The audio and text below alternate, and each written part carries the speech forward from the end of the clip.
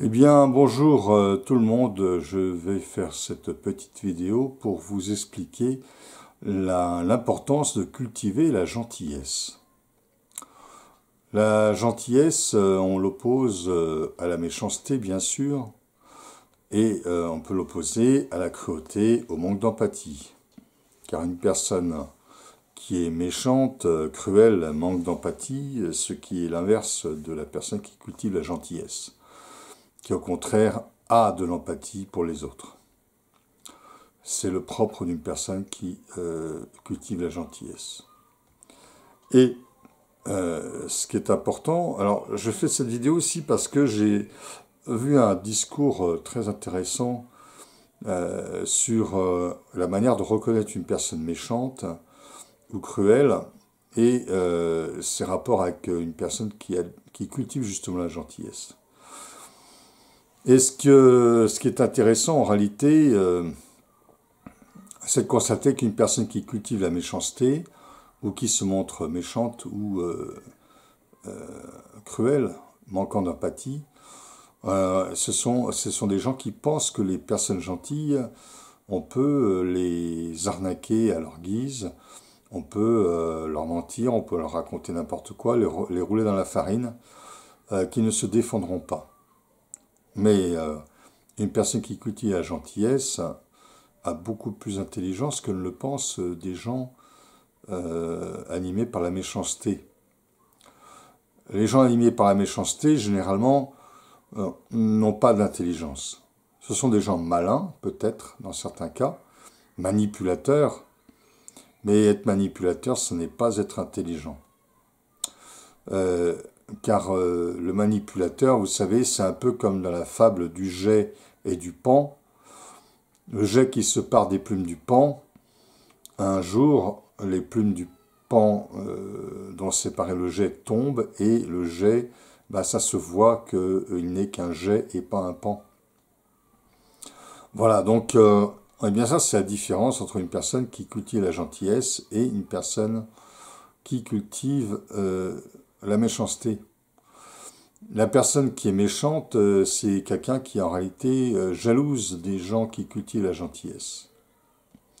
Elle est jalouse et elle essaye de récupérer ce qu'elle envie chez la personne qui lui paraît trop gentille et qui lui paraît corvéable à merci, arnaquable, etc., etc.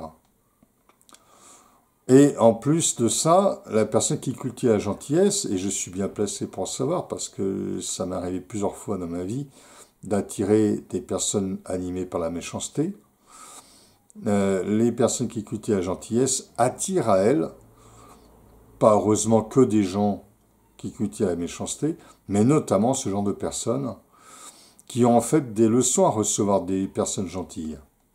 Des leçons de vie, des leçons de gentillesse bien sûr, mais des leçons de vie, des leçons de respect des autres, des leçons d'empathie. Alors évidemment, parfois ça passe par la case justice, qui oblige les personnes cruelles ou méchantes de faire amende honorable contre leur gré, ce qui les rend encore plus colériques d'ailleurs. Et j'ai en ce moment le cas qui se présente actuellement. Parce que la personne méchante manipulatrice, c'est quelqu'un qui va mentir. C'est quelqu'un dont les mensonges finissent par se voir. Dont les mensonges sont souvent répréhensibles. Ça relève souvent de l'arnaque, de l'escroquerie, de choses comme ça, destinées à arnaquer et voler les personnes qui cultivent la gentillesse. Alors, attention, je préfère prévenir les personnes animées par la méchanceté. Il vaut mieux travailler sur soi plutôt que d'essayer de capter ce qu'ils envient chez l'autre. Il vaut mieux travailler sur soi, sur ses parts d'ombre, plutôt que de projeter ses propres parts d'ombre sur les autres. Plutôt que de projeter leur part de névrose sur les autres. Évidemment, je m'adresse à des gens qui sont capables d'entendre encore ça. Parce que parmi les personnes méchantes,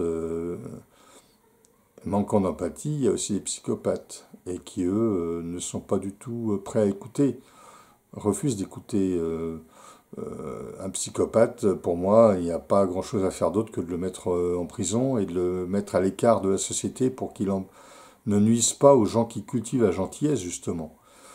Et ça, c'est le rôle notamment de la justice, de faire ça, de faire ce travail-là. Alors oui, cultiver la gentillesse, ça n'est pas une tare, bien au contraire. Que les personnes qu'on dit naïves, qu'on dit gentilles, se rassurent.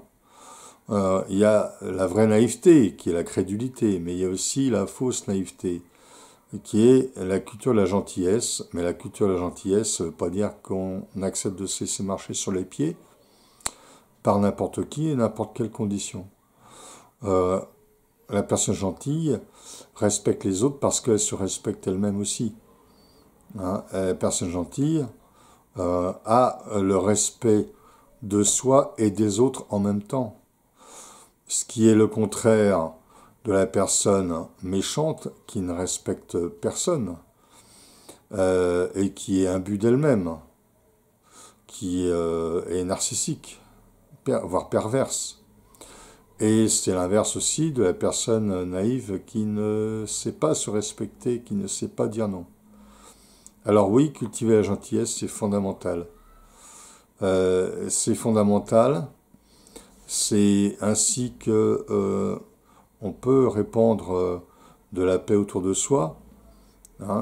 C'est ainsi qu'on peut répandre de la vie sociale autour de soi. C'est pas autrement. La méchanceté n'a pas sa place dans l'humanité, littéralement. La méchanceté, celui qui a une once de méchanceté doit travailler sur lui. Il doit travailler sur lui pour être plus adapté à la société, pour être plus adapté à la vie sociale, à la vie en relation avec les autres, pour être plus respectueux des autres et à l'écoute des autres et dans le partage avec l'autre, le partage des connaissances, le partage des richesses, le partage des savoirs, le partage de la créativité. La personne gentille, souvent, est beaucoup plus intelligente que les personnes méchantes. Elle voit rapidement, plus ou moins rapidement, les failles de la personne méchante. Elle voit, et en plus, souvent, elle n'a même pas besoin de porter plainte. La personne méchante peut finir par déposer des plaintes indues contre la personne gentille et qui doit se défendre et qui peut se défendre et que la justice repère comme n'ayant pas fait de faute et va donc condamner la personne méchante. C'est exactement ce qui m'arrive en ce moment. C'est assez incroyable. J'ai été embêté par des personnes animées par une certaine méchanceté. Et voilà. Donc c'est assez bluffant de voir à quel point cultiver la gentillesse, c'est quelque chose de fondamental. Voilà. Donc surtout cultiver cette gentillesse, c'est extrêmement important. Et ne croyez pas qu'en étant gentil, on doit se laisser marcher sur les pieds, ça n'a rien à voir. À bientôt.